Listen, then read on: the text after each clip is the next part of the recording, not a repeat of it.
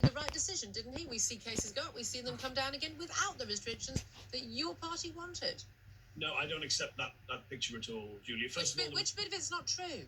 Well, we didn't call for more restrictions. Yes, you did. It's all on video. I mean, it's almost like sometimes the MPs, whichever party is, think that we don't have eyes and ears. No, there is a deliberate attempt from the Conservative Party to try and portray that. No, I've watched the videos. Wes Streeting and others, the Shadow Health Secretary, talking about the other sort of restrictions that should be considered. Politics of trying to put that across. What is true is we would have had no restrictions at all, no health advice or scientific advice followed at all, if we hadn't stepped in to vote in the national interest to make sure the Prime Minister wasn't dependent on his own MPs. I accept that and I welcome that, because there had to be one political party acting in the national interest. There were clearly very significant concerns that came from our advisors at that time, but we didn't call for a lockdown. We know the burden that... I didn't say you called for a lockdown, specifically. If they wanted more restrictions, rule of six and limits on hospitality, they were those things were itemised and listed by Wes Streeting in an interview by the Shadow Health Secretary. I've listened to the interview again.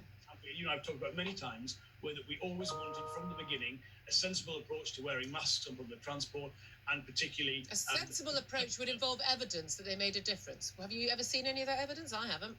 I feel they've made a difference. You feel they've made... Oh, well, in that case, Jonathan, do you feel... I mean, if that's the way we make decisions about people's freedoms in this country, if Jonathan Reynolds feels they make a difference... I just feel, throughout things like this, I know it's not your position, but people like me have followed the scientific and medical advice and voted in... I'm asking you for... No. Someone saying you should do this is not the same as them producing evidence for that. How it affects my breathing and the transmission of material from mouth. Of course it's had an effect. So look, what do you mean, of course it's had an effect? Numerous scientific studies have been done, and none of them have shown any significant effect, if any at all.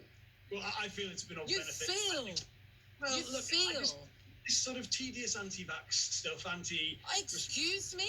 Excuse me, Jonathan Reynolds. How dare you? How dare you? I am so fed up, and so are my listeners. I'm asking you to produce the scientific basis for you claiming that you feel a policy works when it's a massive infringement on civil liberties. And you've just basically accused me of being anti-vax. I am double vaccinated. I have always encouraged people to get the vaccination. That is an outrageous thing to say. I am so fed up of that. That conversation about restrictions, which we've had many times, you can only follow the scientific and medical advice and act in the national interest. And yes, I do feel the mask mandates have made a difference, and they were a sensible thing, an easy, relatively low-cost thing. They're not low-cost.